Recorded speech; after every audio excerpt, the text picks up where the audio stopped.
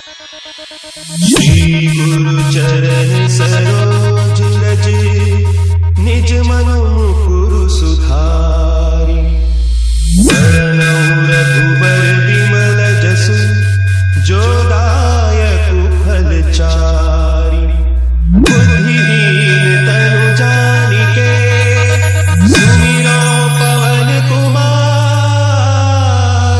Sunny beauty, Sunny beauty, हरहु कलेश साहब मजे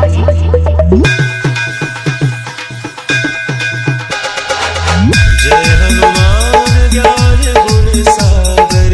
जय कपीस तिहु लोक उजागर। रामदूत अतुलित बल धामा। अंजनी पुत्र पवन सुत नामा। महावीर विक्रम बजरंगी। कुमति